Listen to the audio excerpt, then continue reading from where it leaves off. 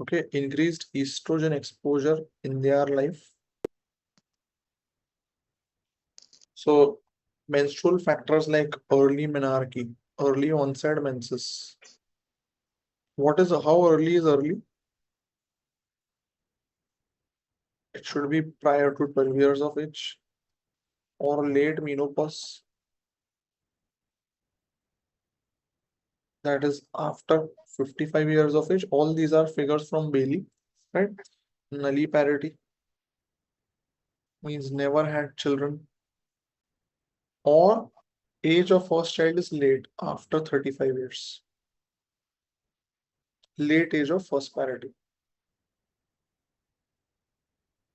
So these are some of the factors. Drugs like hormone replacement therapy, because they contain a lot of estrogen. But protective effect from breast cancer is if you do breastfeeding. And ideally, breastfeeding should be done overall, total duration for more than 1 year to get some protective effect. Only then it will be protective. Less than that won't be protective.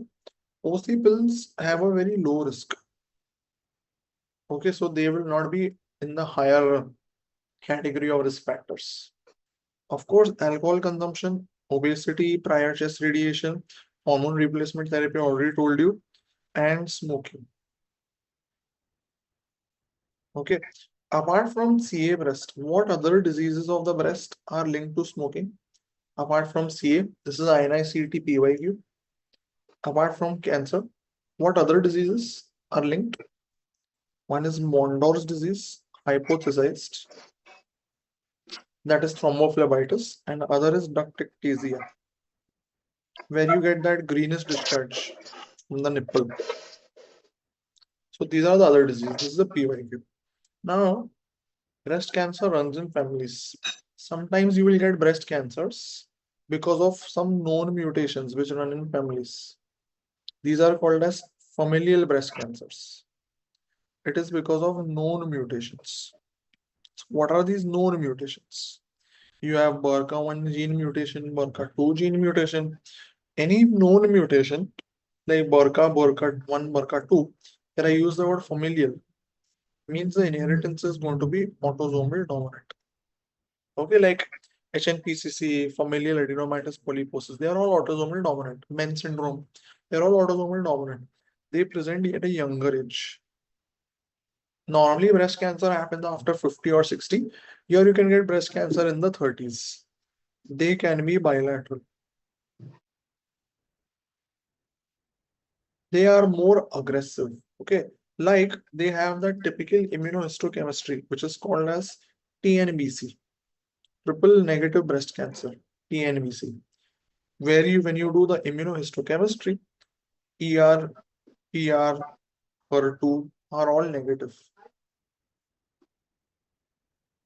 which has a poor prognosis. So familial breast cancers due to BRCA gene mutation are worse than breast cancer that happens by chance, which is called as, what is that called? If I get breast cancer by chance, not because of some known mutation, sporadic, wonderful. So sporadic are okay, easier to manage than familial. Now, if I have a BRCA gene mutation known, like BRCA1, strain supreme, he's already given the numbers. So, lifetime risk of breast cancer is 50 to 85%.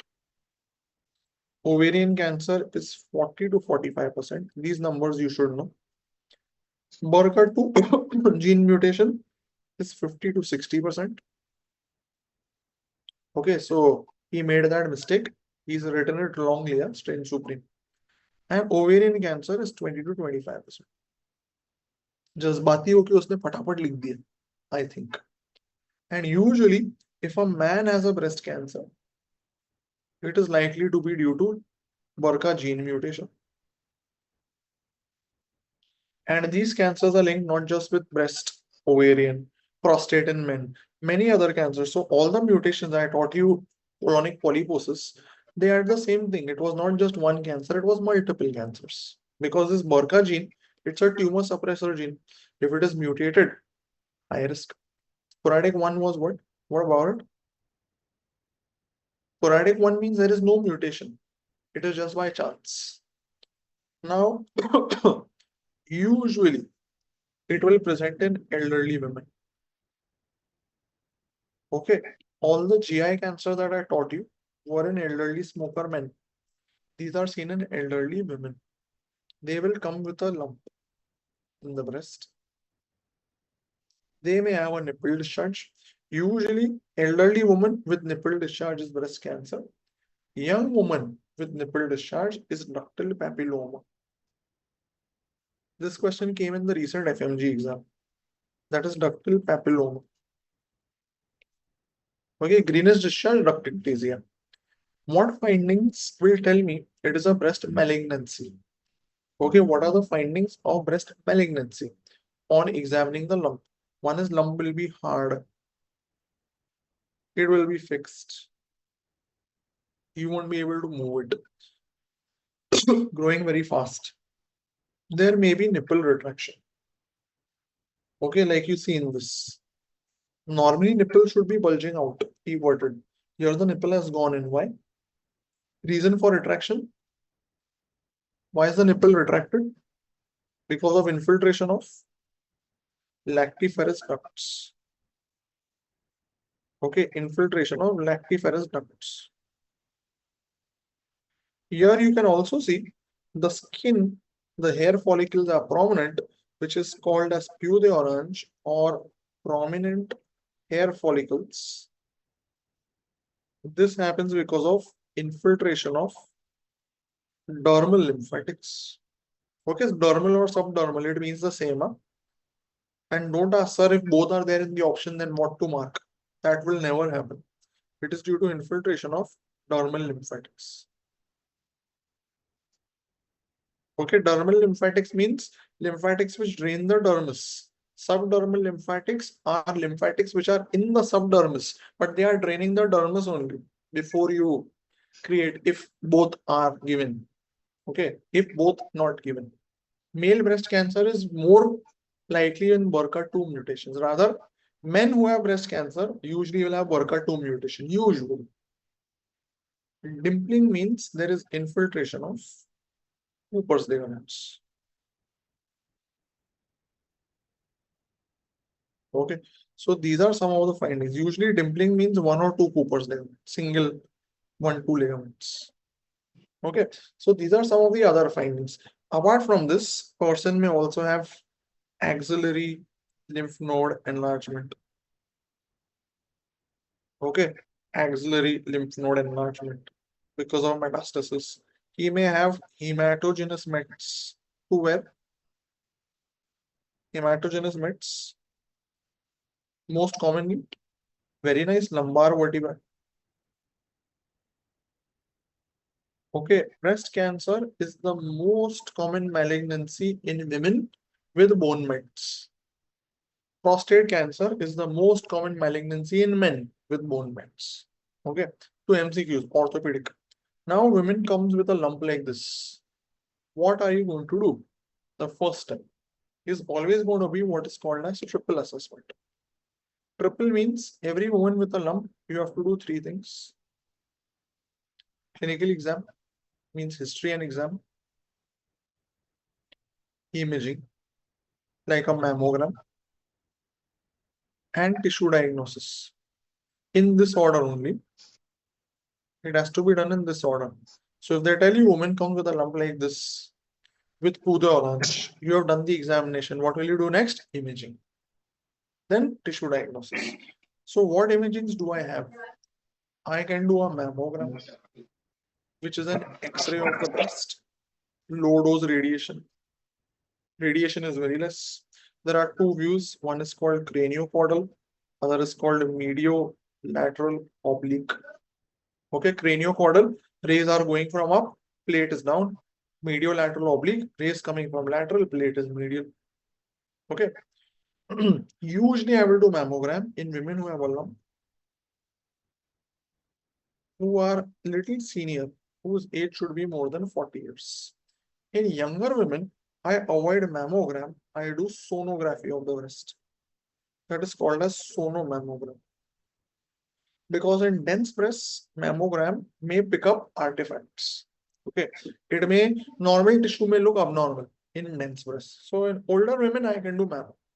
Apart from this, I can do mammo for screening in all women after 40 years. Okay, all women after 40, I will do mammogram annually. This is according to American guidelines. What on mammogram tells me malignancy? Some important words. Microcalcification. Okay, micro, not macro. Any calcification, it should be micro. Micro means dangerous. Irregular borders. These look dangerous. Like you see in this. Borders are irregular. Calcification is non-uniform. It is heterogeneous or microcalcification. And you get that report, BIRAT score. What does BIRAT tell you? Breast imaging reporting and data. Higher the score, more likely to be cancer. Not poor prognosis. No, no, no. It's not prognostic. More likely to be malignant. Nothing to do with prognosis. It is a diagnostic score. So it looks like this. It goes from 0 to 6. Okay. So mammogram score is from 0 to 6.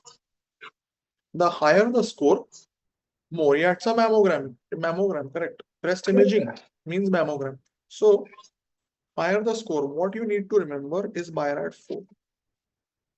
Suspicious. In your words, what you will call as sus. You say na sus. Sir, your behavior today is very sus. आपको क्या हो गया है? आपकी आवाज बदल गई है. This is not the Rohit Sharma voice that we are used to, right? So it is sus. True, true. I know, I know.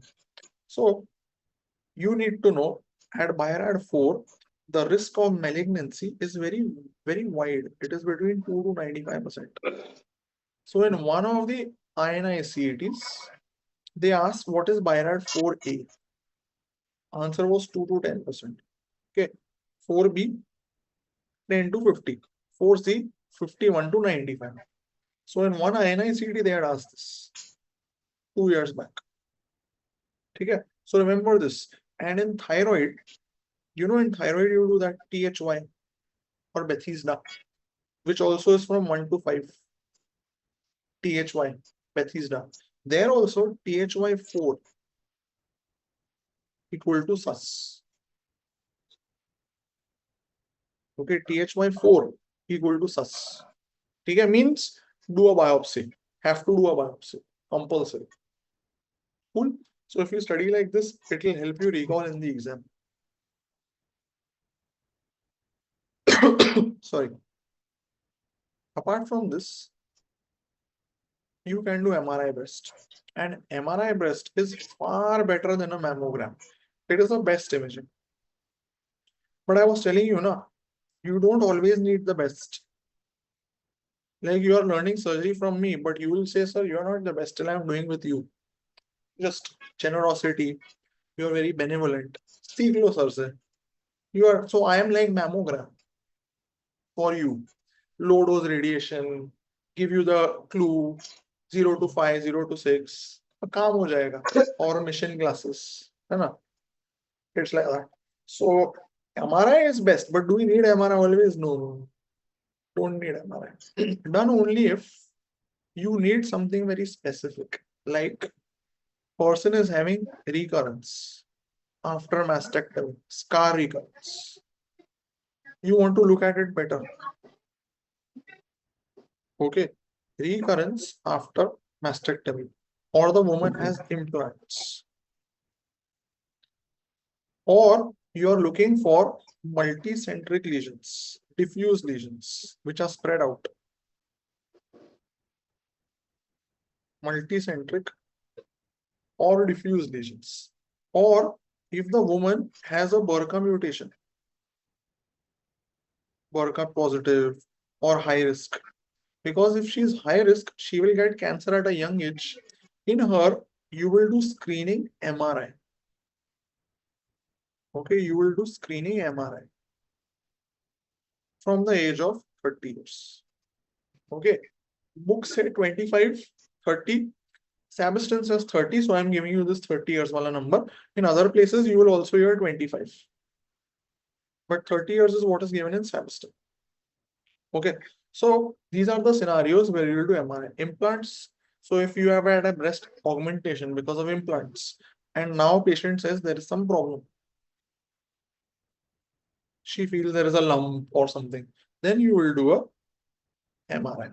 Family history, no, not just family history. She should qualify as a high risk patient, like a BRCA mutant, like this patient, someone who is BRCA positive. This is a high risk, no? 50 to 85%. My go-to reference is Bailey or Savastin. First is Bailey. What I don't find in Bailey, I go for Savastin. I do it like that. First preference is always Bailey 20th edition as of today. It's an excellent book, but don't do it now. So this is the part 2 of my triple assessment. Imaging. Young patient, ultrasound, older patient, ammo, specific scenarios, MRI. Family history of BRCA mutation. See, what are the chances that a BRCA positive parent gets BRCA positive daughter or son? What are the chances? What are the chances? Very few. If my mother is BRCA positive, what are the chances that I am BRCA positive? 50%. So first you have to prove that I am BRCA positive. So first you do gene testing. If gene is positive, then you will subject me that from the time you are 30, every year I will do your MRI. If I'm not BRCA positive, I will not allow you to do my MRI even once. I'll be like, chal kal aana, main nahi karana. MRI, 10,000 rupees every year because 50% chance of BRCA is not going to be acceptable, right? Okay, so that is part 2.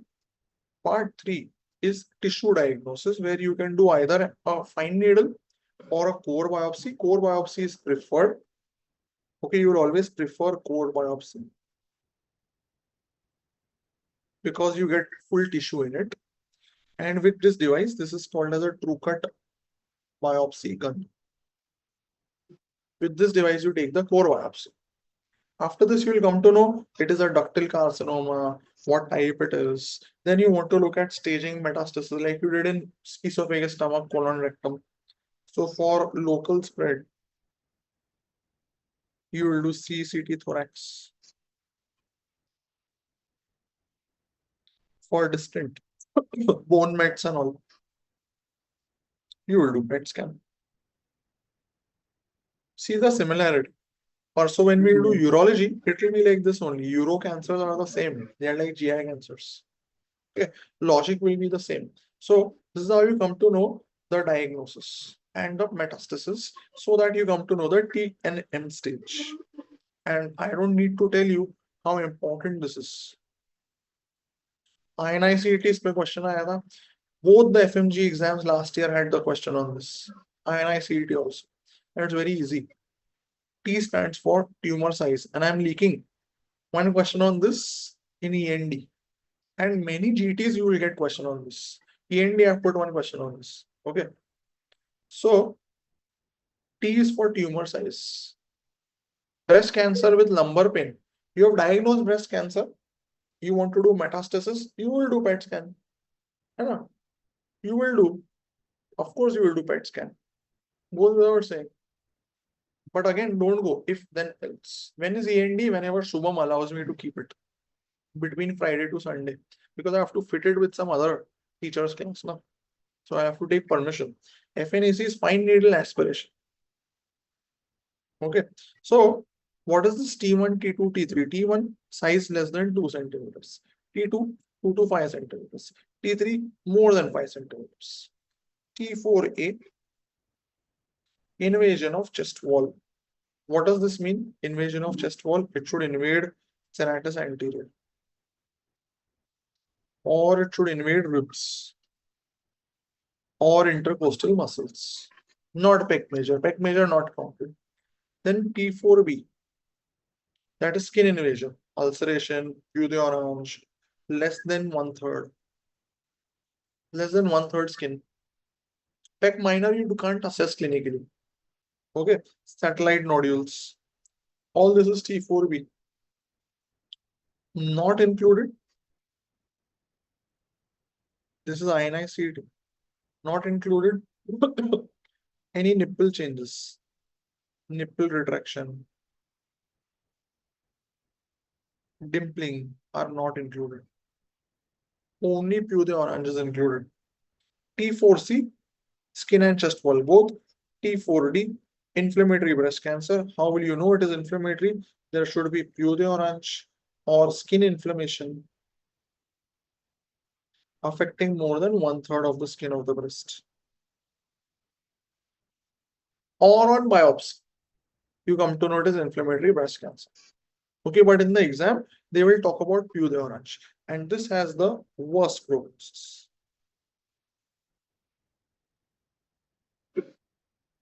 अगर Peau d'Orange देखा तो you have to see how much of the skin of the breast is affected.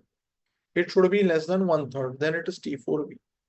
If it's more than 33%, like I'll tell you in FMG exam, they said there is Peau d'Orange, almost half the skin of the breast.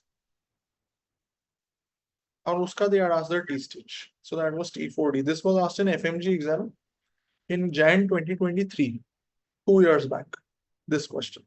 And everybody marked T4B because they are like Peau d'Orange, Peau d'Orange, Peau d'Orange, T4B, T4B, T4B. If 33%, I think you are asking that purposely to trouble me. कोई तरीका है क्या 33% नापने का? You should have said if it is 33.33%. Then I would have been truly stunned because 33% I would have said it is still less than 1/3 mathematically. है ना? माफी माफी मेरे से माफ मैं मांगता हूँ माफी आपकी सोच से. Right. So that is the T stage. N stage is depending on lymph node metastasis. N1 ipsilateral mobile axillary. It's not dependent on the number. Okay. Even in 1, even 10, as long as it is mobile. N2 A is fixed axillary. N2B is internal mammary. How do you see internal mammary nodes? Can you feel them? Internal mammary. They are on imaging. Okay, like a CT thorax. That's why it's CT thorax to find these internal mammary nodes. Because they are behind the sternum. They are retrosternum. Okay. N3A is infraclavicular. Okay, not supra. It is infra. N3B is combined 2A, 2B. N3C is supraclavicular. And all of this has to be ipsilateral, nothing on the contralateral side. All ipsilateral, ipsilateral, ipsilateral. Anything contralateral is counted as M1. Okay, any contralateral is M1. It is not N1, N2, N3. Okay, इस पे भी आपको फंसाएंगे. Right? So breast cancer will go from breast to axilla, axilla to infra, infra to supra, like that. Now you decide the treatment. M1, N0 if only contralateral. Yeah, it is N0 if it's only contralateral. M1, correct? It is like that. Absolutely. Now the treatment. This part I kind of told you in GI cancers. Same way you do early. Locally advanced, metastatic. Same like GI cancers. Okay, no, it's not difficult. Don't worry. Early means what? You have to do surgery first, followed by adjuvant chemo. Correct? In breast, you can also additionally give radiotherapy. You can also additionally give hormonal therapy. Okay, plus. But surgery and chemo to देंगे. If it's locally advanced, you will first give neoadjuvant chemo. So it's same like GI. First give neoadjuvant chemo. Make it small. Then do surgery. Then, if possible, give radio. And if indicated, give hormone. So multimodal here also. And metastatic, you will do palliation. Palliation means you can do just remove the tumor, which is called as a toilet mastectomy. Toilet means just to clear the breast of the tumor, because M1 means it will be very large, fungating. It will be miserable for the patient. So you're not curing it, just removing the tumor. It's like a toileting. It's a type of simple mastectomy. You may do chemo radio, but all this is palliative. Okay, it's not to cure. Now the question is, how do you know what is early, advanced, metastatic? Metastatic means M1. Any T, any N. So M1 means metastatic. What is early? What is LABC? LABC means, LABC is easier to understand. Any T4 means any of this. Toilet mastectomy means remove tumor with the breast just for making the person comfortable, not to cure. So any T4, any N2, N3, and T3N2. This is LABC. Anything less than this is going to be early, means T1, T2, N0, N1, and sometimes some T3, some T3, T3N0, जो काफी rare होता है. Large operable is T3N0. Okay, but don't bring that in this picture because then you will have too many combinations. LOBC means T3N0, more than 5 centimeters, large tumor but no metastasis. So based on this, you will decide the treatment. Now in breast, when I say surgery, there are only two surgeries you should know. One is called MRM. Now you will use your brains because you know what is radical. No, you may give. Don't give, nay, may give. Because metastatic, will the patient want? Will the patient want radiotherapy if she knows she's not going to survive? Think of it like that. है ना? Luminal A, luminal B. Luminal A comes under early if the other factors are matching. If the other factors are matching. Because it's not just luminal A, na? You have to look at T and M. So what is MRM? MRM means modified radical mastectomy. And it's very simple if you use your brains, that when I say mastectomy, it means I am going to remove full breast. So you are resecting entire breast, including nipple areolar complex. Okay, short may I am writing NAC. Nipple areolar complex means full breast you have removed. That is the meaning of mastectomy. But radical means what? You are also removing axillary lymph nodes. Level 1, 2, 3. Okay, level 1 to level 3. So it becomes radical. But what is the modification? Why modified? Because you are preserving pec major, which was removed in the original radical mastectomy. You are preserving the ribs.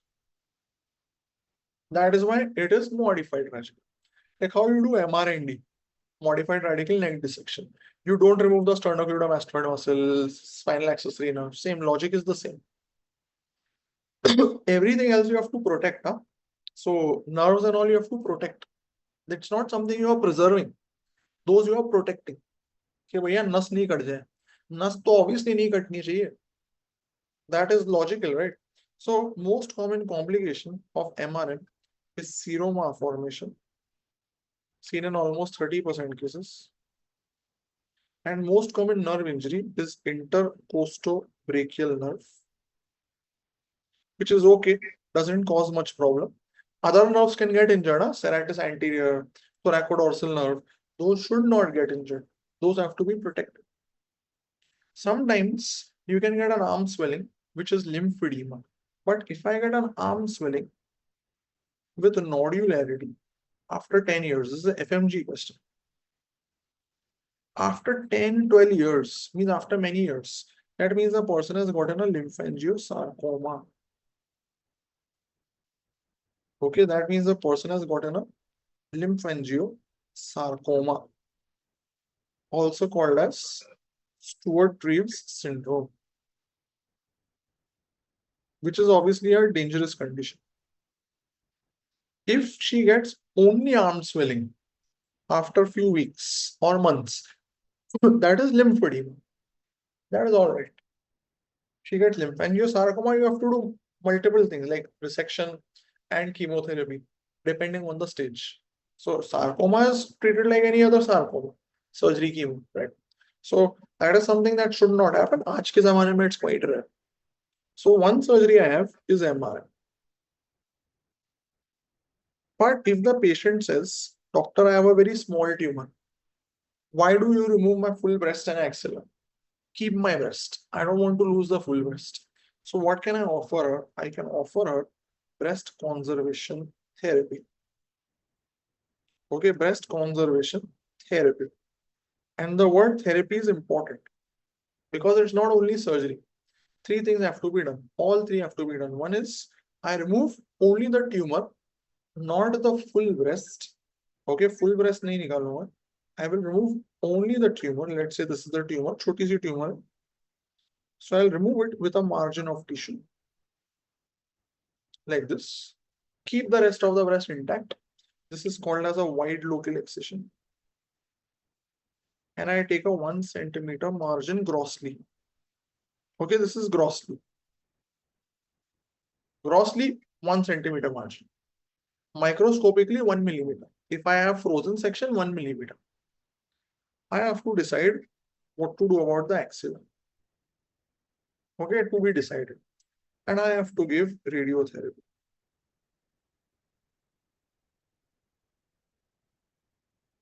Okay, after surgery, that is adjuvant. Halsted's radical means you remove whatever is in MRM and you also remove this P major ribs. That was Halsted, which is not done anymore.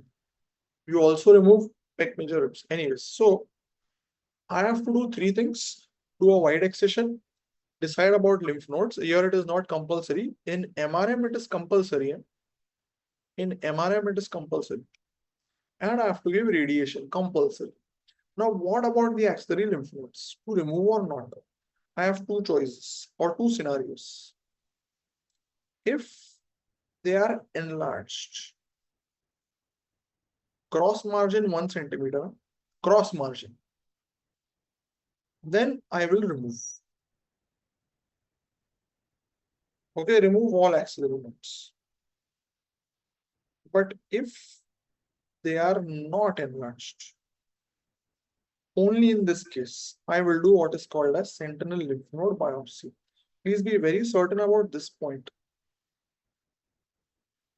What I'm trying to tell you is BCT does not mean SLNB is compulsory. SLNB is a part if lymph nodes are not enlarged. If they are enlarged, I will remove the axillary nodes. So here I have that option. In MRM, axillary nodes were compulsorily removed. No thinking, enlarged or not out. Here I have that choice. If they are enlarged, take a separate cut, remove them. All stations, yeah, 1, 2, 3. All axillary lymph nodes, level 1, 2, 3. If they are not enlarged, then I can do what is SLNB.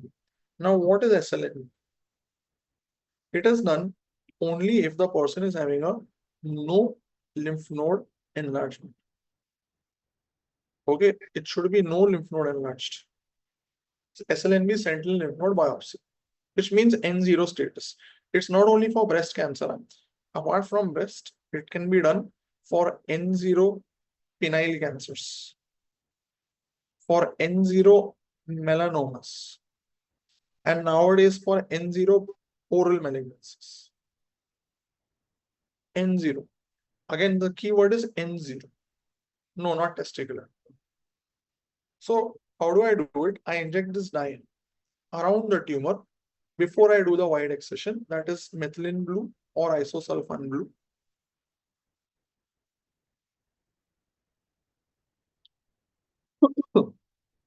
And I inject technetium 99 with albumin.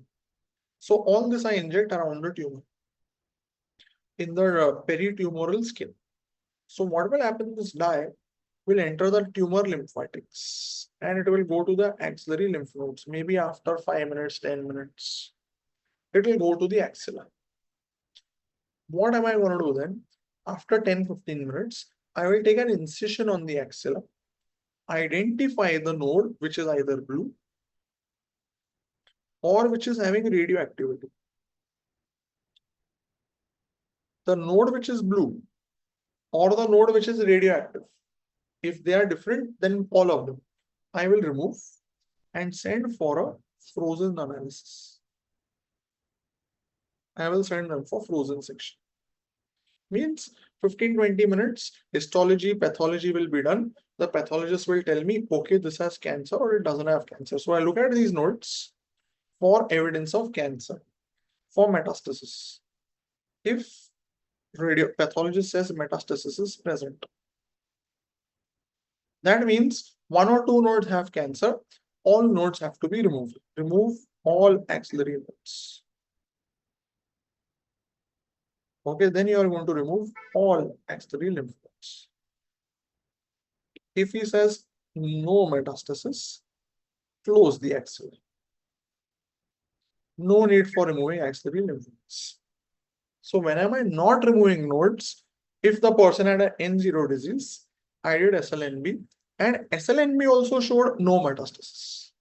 Then it means there is no mets. I can not remove the axillary nodes, no problem. Job is done. But the prerequisite is it should be N0 and frozen, it should be non-metastatic. Cool. So it will help me prevent an axillary clearance. So that is the main role of SLNB in BCT. But it's not a mandatory step. Surgeons have to wait, no choice, na? You have to wait, otherwise you remove all the axillary nodes prophylactically. You can do that. But then what's the point? Complications of axillary clearance. But the basic question is, whom do I offer? Yeah, not enlarged, but metastasis ka proof hai na? I have proof of metastasis. When do I offer BCT? One is it should be early cancer. And the patient, both should be there. It should be early and the patient should desire conservation. Patient says don't conserve, don't conserve. No problem. But despite this, when will I say sorry? I know it's early. I know you want to conserve, but I can't. So any contraindication to radiotherapy means where radiotherapy is contraindicated or where white excision is contraindicated, I will say sorry, BCT not possible. So contraindication to radiation is pregnancy. Or if she has received radiation before, prior radiation to the chest.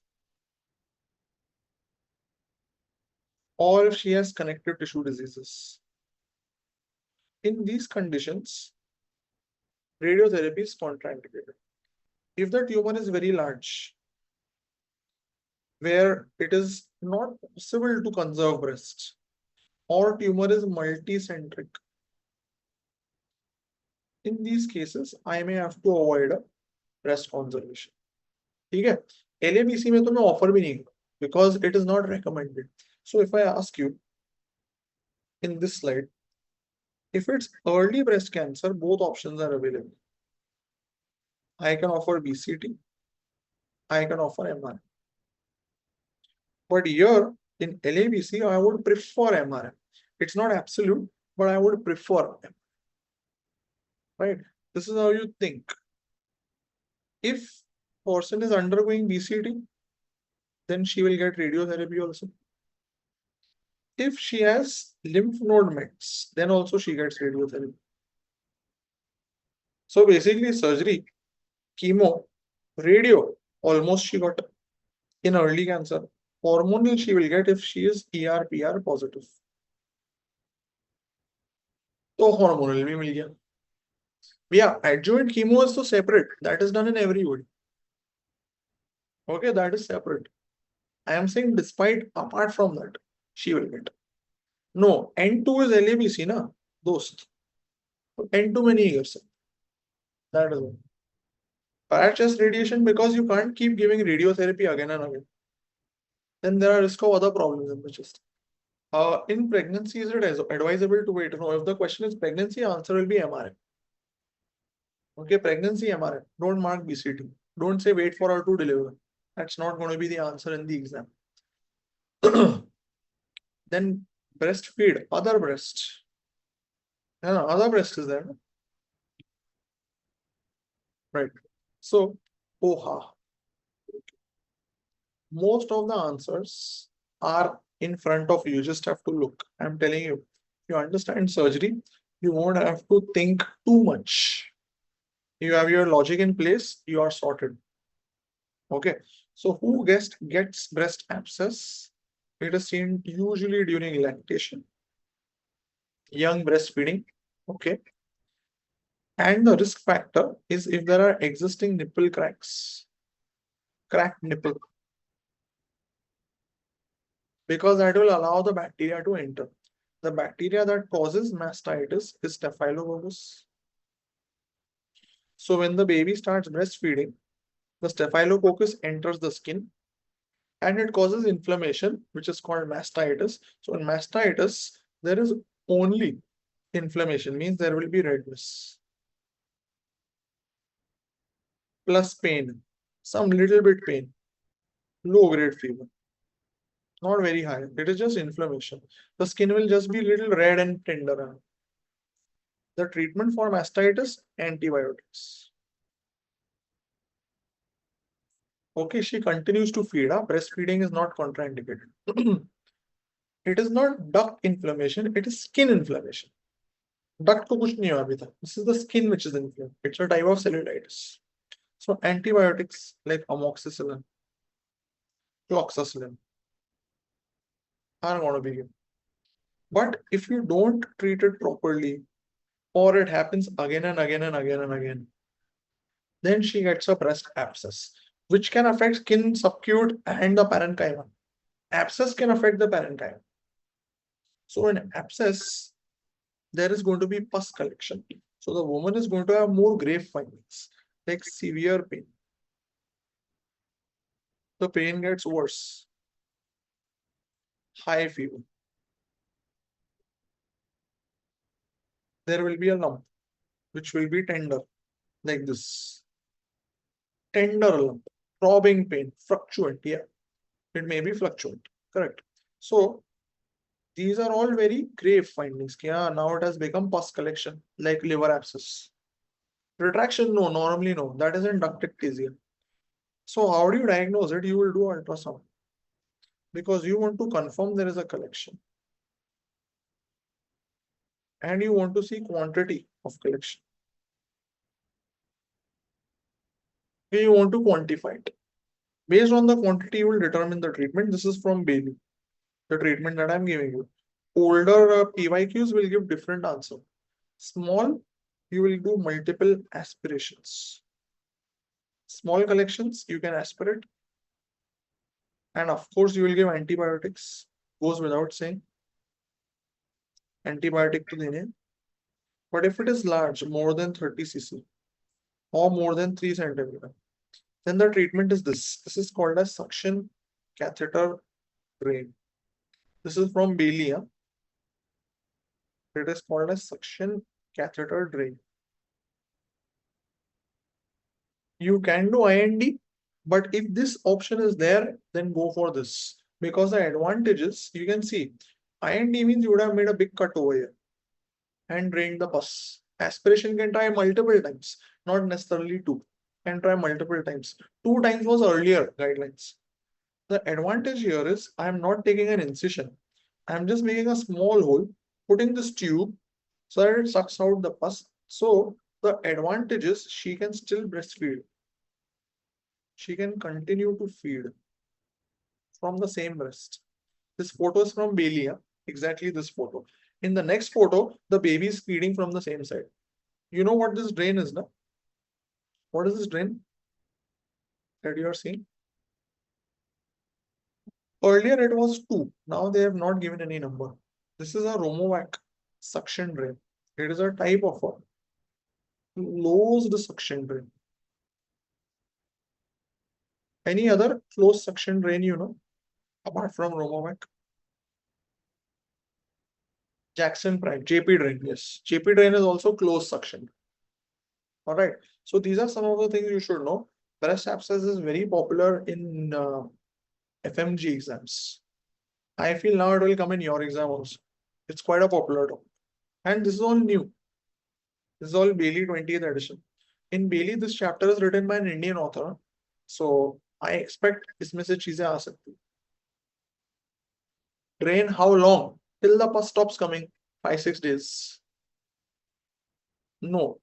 IND is a problem. See, if you do IND, means you cut and remove the pus, there will be a wound. How will she feed? Because she'll have to keep dressing. Here there is no wound. Here there is just a small hole from which the pus is coming. So it's a lot easier for her to breastfeed. No? It's a lot easier. So she can continue to breastfeed. That's the biggest advantage. Right? Scarring is तो दूर की बात. The immediate problem is the feeding. That will be taken care of. If it's still progressive or it's not getting drained, then you have to do IND. Okay, then you have to do IND. Drain is similar to no, this will have to be put under anesthesia. It cannot go directly like a USG guided drain because it's an abscess. Abscess is going to be painful to put a drain so big. It will have to be put under anesthesia. Right. What does goiter mean? How many slides are there? 7 slides are there. IPD. Yes, IPD procedure. It is a thyroid enlargement. Any kind of enlargement. No, not necessarily diffuse. Any kind of thyroid enlargement is called a goiter. It can be diffuse, means the full gland is enlarged, or it can be nodular enlargement, where different parts are enlarged. They all have different reasons. Huh? You can have nodules like this, or it can be a solitary nodule, where just one part has one enlargement. So gland can enlarge in these 3 ways. So one problem in goiter is the anatomy. Other problem in goiter is the functionality. What is the function of the gland?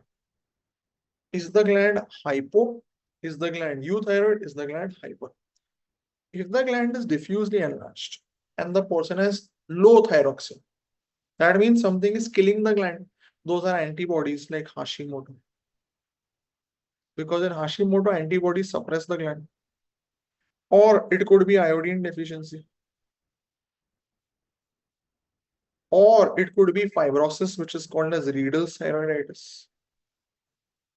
Or infectious thyroiditis. Rare causes. Important cause, of course, for you is Hashimoto. Riedl, okay. Iodine deficiency not commonly seen anymore. D-quercetin also not very common. Viral thyroiditis, not so common. But Hashimoto, yes. Some of you must be suffering from it. Patient can be euthyroid with a diffuse goiter. This means person has gotten a physiological goiter, which also you must have suffered from. Some of you must be having it. It is seen during pregnancy. Puberty तो अभी आपकी हो गई. Or stress, surgical stress, illnesses, right? Or the person can be hyperthyroid with a diffuse goiter. That is only one, that is Graves' disease. Because the antibodies are provoking the gland to produce more thyroxine. So whenever you see goiter, just see the anatomy of the goiter, see the function. When you will add the two, you will get the diagnosis. You just have to put these 2 parts together, anatomy of the goiter, function of the gland. Then when you get the 2 things together, you can put the etiologies. It's very simple. Why does someone get multinodular goiter? What is this multinodular? कहाँ से आए nodule? From where have they come? Multinodular goiter nodules where have they come from? They no, not long standing. They happen due to fluctuating TSH levels. Why will the TSH fluctuate multiple times? It means the person got physiological goiter repeatedly, and sometimes some nodules or some part of the gland started forming nodules. So person has to get repeated stress, repeated physiological goiter, gland increase, decrease, start forming nodules. But usually the person will be euthyroid because nodules may or may not work. Rest of the gland is fine. The tissue in between the nodules is all fine. So you'll be euthyroid. Sometimes euthyroid after 10-20 years becomes hyperthyroid. That is called as toxic multinodular goiter, where maybe some of the nodules developed some mutations and they became hyper. Autonomous, not related to TSH by themselves. There cannot be hypothyroidism in MNG because the rest of the gland is fine. So hypo कहाँ गया वो मत पूछना, हो नहीं सकता. Solitary nodule is very easy to understand. Euthyroid solitary nodule means it is a tumor, benign or malignant. It could be cyst, could be abscess, normal things which will be a single growth. Hyperthyroid means the nodule could be hyper. That is called as a toxic adenoma, a tumor which is producing too much thyroxine, toxic adenoma. Most of your thyroid diseases will come in this classification. Most. Very few medical thyroid diseases will not come in this. Like if someone is taking thyroxine apne aap, because some people want to lose weight, na? So earlier when you didn't have semaglutide, to lose weight you would take thyroxine. वो करते करते weight loss तो हो जाएगा, but you will also get a heart attack. You will get atrial fibrillation. Should not say heart attack. Atrial fibrillation and die. You are okay with that. That is thyrotoxicosis factitia. उसमें goiter नहीं होगा. ऐसे थोड़े थोड़े बीमारी है which won't come in this, but 90-95% illnesses will come on this page. So what you need to do, see the anatomy, clinically imaging, see the function, then decide what all etiologies will come and do some specific tests. You get all thyroid diseases like this, all. In MNG, nodule could be hyper or the gland in between, depends on the mutations or the changes, but it doesn't matter because it won't change the management, whether it's nodules or rest of the gland, because the treatment is only one. So patient can have any of these diseases. Now when he will present with a goiter, you have to investigate. This came in INI-CT last year. What do you do first? Any goiter, first step will be thyroid function test. You want to know the status, means you will do TSH, T3, T4. If you have a lot of money, you can do free T3, free T4. More expensive, but better. Imaging, you will do USG neck. It will tell me the type of the goiter, diffuse, multinodular. It will show me suspicious areas. It will show me if there are lymph nodes, all that, many information. So it is known as the workhorse imaging for neck swellings. Okay, USG, any neck swelling, first do USG. It is known as the workhorse imaging for neck. Tissue diagnosis, you will do FNX. Okay, if required, you will do FNX. Core biopsy is contraindicated. Means true cut biopsy is not done. It is contraindicated. Except one condition. What is that? There is a person who comes with a goiter which feels very hard. That is a woody hard goiter. If it's a woody hard goiter, you can do a biopsy because it means one of the two things. Either person has a anaplastic carcinoma, which is one of the worst cancers. It will kill the person within months, or it could be a benign disease, that is Riedel's thyroiditis, which only requires medical management. So to differentiate the two, you will do a open biopsy. Okay, follicular diagnosis is in introp frozen section. See, people will say you can do core biopsy, but in the exam don't do. For follicular, do frozen section, intraoperative. That is the best answer for exam. Biopsy is contraindicated because thyroid is enclosed in the pretracheal fascia, and just behind the thyroid is the trachea. When I do thyroid biopsy, if there is a lot of bleeding, it will compress the trachea. That's why. When do I do iodine scan?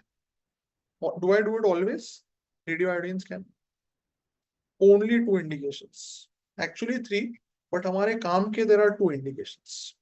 One is person has toxic nodules. Okay, toxic nodularity. Other is for metastasis. Please don't do if the person is euthyroid, hypothyroid, don't need to do it.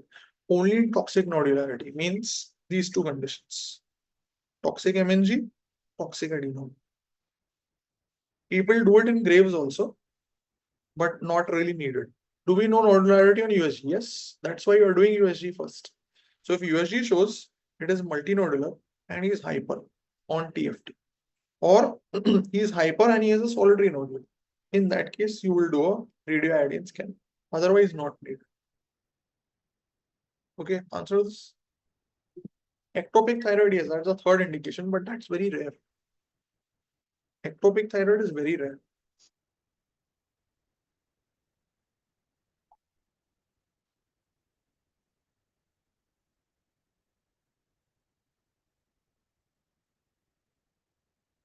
What is the diagnosis? Patient presents with a slow-growing midline neck swelling. After 6 months, cervical lymphadenopathy. Histopathology is shown. So what you're seeing here are cells containing orphan any nuclei. Okay, cells containing orphan any nuclei, which means it is a papillary thyroid cancer. Lymphatic spread is seen is correct. They are asking all are correct except nuclear histology is correct. Orphan any nuclear. Good prognosis. FNAC is diagnostic is the incorrect answer. No, answer is D. Okay, FNAC is not diagnostic for follicular. Wonderful, that is correct.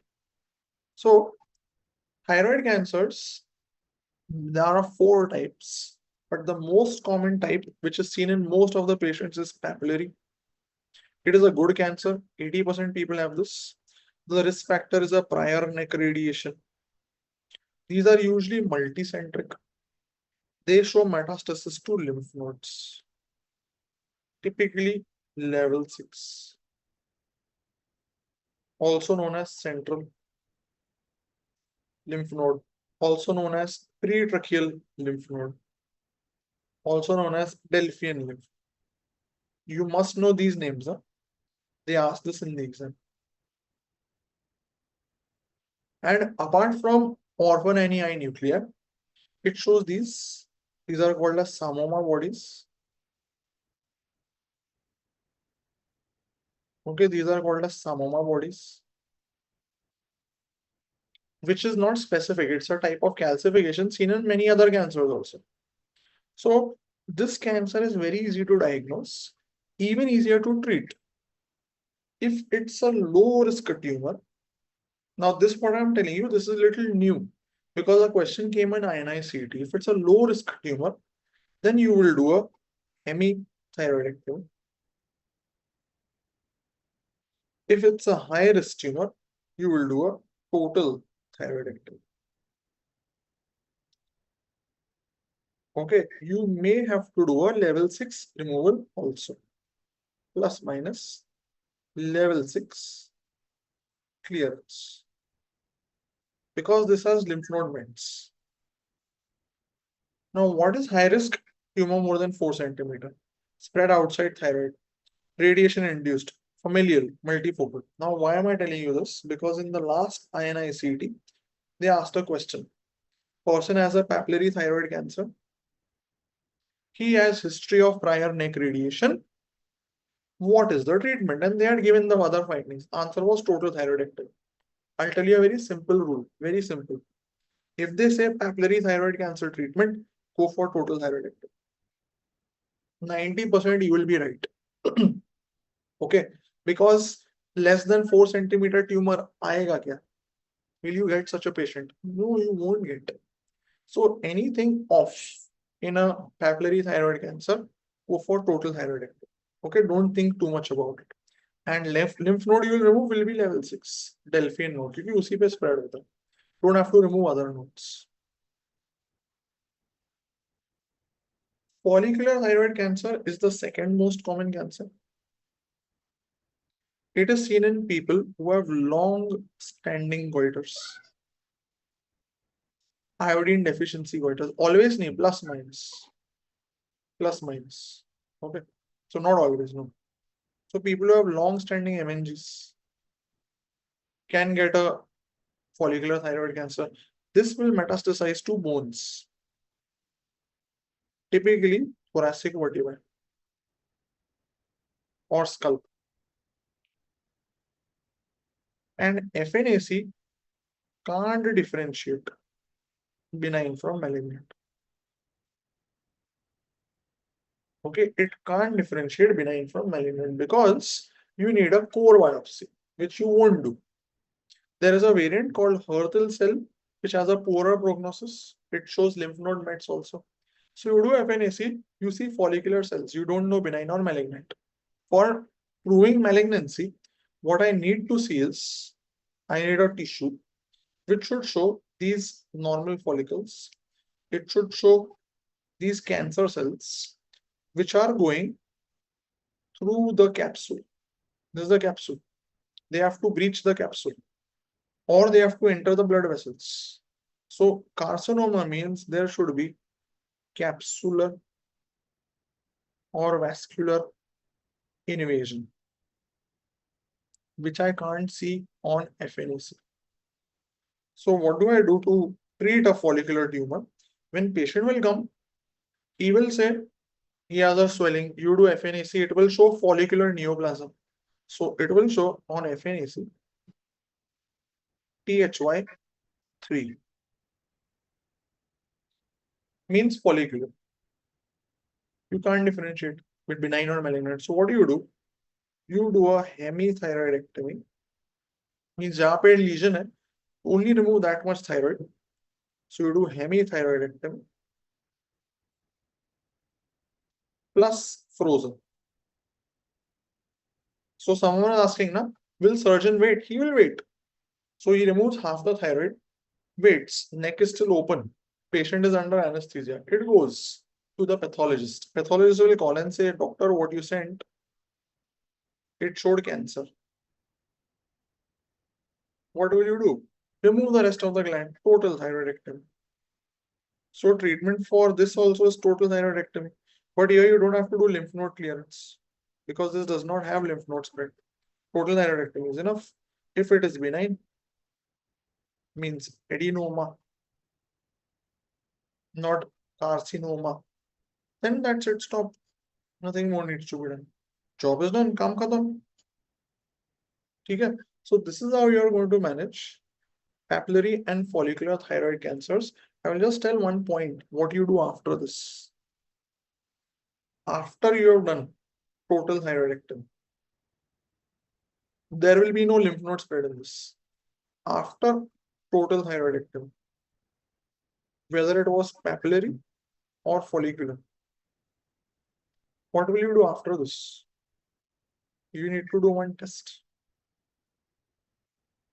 He will require hormone replacement, but don't do immediately. No. Wait for 3 to 6 weeks before you start. Wait for 3 to 6 weeks. And then do a radioactive iodine scan for metastasis. So the scan is going to be done after some weeks, not immediately, full body, yes. And if metastasis is present, then you will kill the metastasis with iodine 131. That is called radioactive iodine ablation with iodine 131. So I told you earlier, indication for RAI scan for metastasis. This is done after thyroidectomy, not before. What will happen if I do it before thyroidectomy? Scan is 123 years. What will happen if I do it before, not after? पहले ही कर लिया तो what will happen? Why not do it before? I should know ना metastasis है कि नहीं. The thing is, so long as I have the thyroid inside, whatever iodine I will give will go only in the gland. It will not go to the metastasis.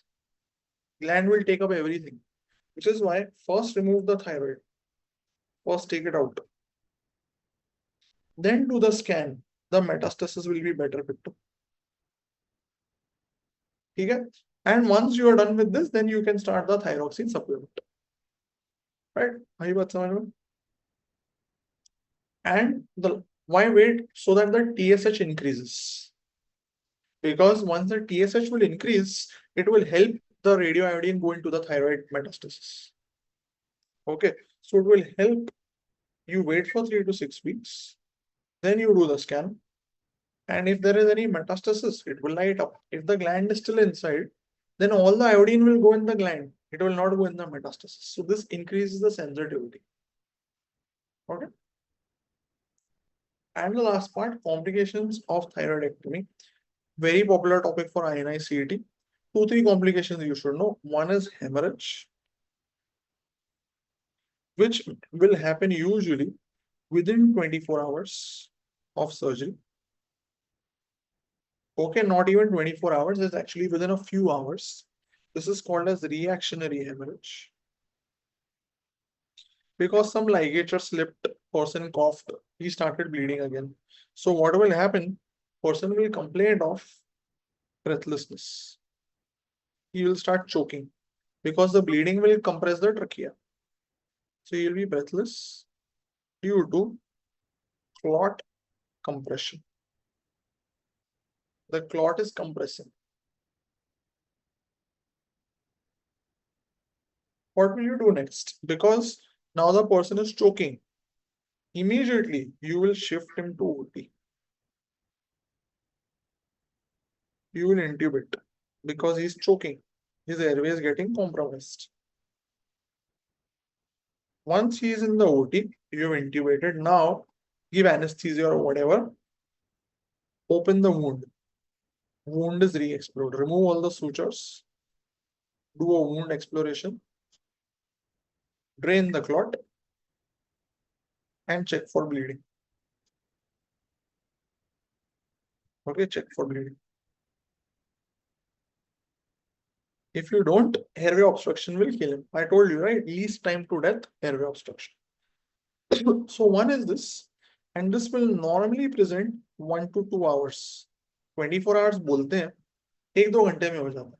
Sometimes drain gets blocked. That is when this happens. So you can put the drain, but if he bleeds, it will surpass the drain effect also. Second problem is nerve injury. Most common nerve injury is the external laryngeal nerve, which does not cause any problem. Okay, external laryngeal, which will just reduce the pitch of the voice. Unilateral recurrent laryngeal nerve injury will cause hoarseness, which is what I was having. Rather, I am having. Bilateral recurrent laryngeal nerve will cause airway obstruction because the vocal cords will come in middle. Where does the nerve typically get injured during thyroidectomy? INI CET question. What is the most common site? It is the Barry's ligament. The nerve runs through the ligament. When I'm cutting the ligament, it is on the back side of the gland. Gland is like this. If you see from the side, the gland is like this from the side. Behind here is the trachea. Nerve runs like this, recurrent laryngeal nerve. And here is the Berry's ligament, fixing it to the trachea. So when I'm cutting the Berry's ligament, that is where it will get injured. Other site include Beer's triangle. Okay, that is the other side. So when I'm dissecting, I have to be careful. How will I come to know that person has a bilateral recurrent laryngeal nerve injury? Because here also, vocal cords will come in midline. So person will start getting stridor. So how do I know the stridor is due to this or it is due to the hematoma? This stridor will happen immediately on extubation because the nerve is cut during surgery. So the vocal cords will go in midline immediately. The moment you remove the tube, airway gets blocked. So if that happens, what will you do? What will you do? You remove the endotracheal tube, person started becoming choking immediately. What will you do? Very nice, excellent. You will take a front of neck access. Because you may not be able to reintegrate. It won't be possible. Third complication, parathyroid gland injury causing hypoparathyroidism. Why does this happen? Hypoparathyroidism. One is you removed all four, accidental removal. You have to be a very bad surgeon to remove all four, or a very good surgeon rather. Okay, because चाह के भी लोग चारों नहीं निकाल सकते, ये तो आप accidentally निकाल रहे हो. But more common than that, it is ischemia. Your parathyroids are somewhere here, the four parathyroids, and they are all supplied by the same inferior thyroid artery, which also supplies the thyroid gland. So if I ligate the artery here, it will cause ischemia. It is because of far ligation. So to avoid it, you must always do close ligation of inferior thyroid artery. Close means close to the gland. Always do close ligation of inferior thyroid artery so that they don't become ischemic. Presentation is usually going to be because of hypocalcemia. Post-op, day 2, day 3, person gets perioral tingling because of hypocalcemia. So they give you a scenario like this. What will you do? You will check calcium, PTH, they will be decreased. So you have proof. The treatment is going to be supplement. So that's it. And most of the times, person will require long-term supplementation, maybe lifelong. Must sort it. Phona is front of neck access, means cricothyrotomy or tracheostomy. आई बात समझ में?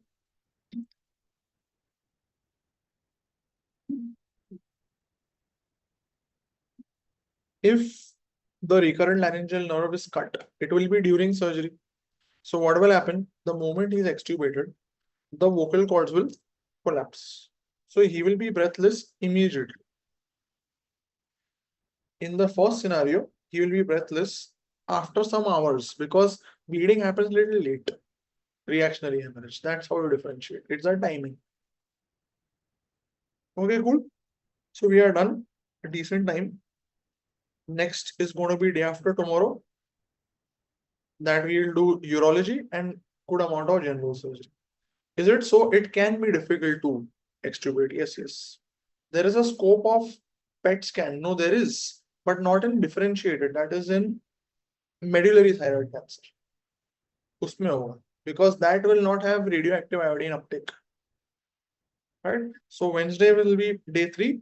TND, I will check with Shubham when it is available. Alright, cool.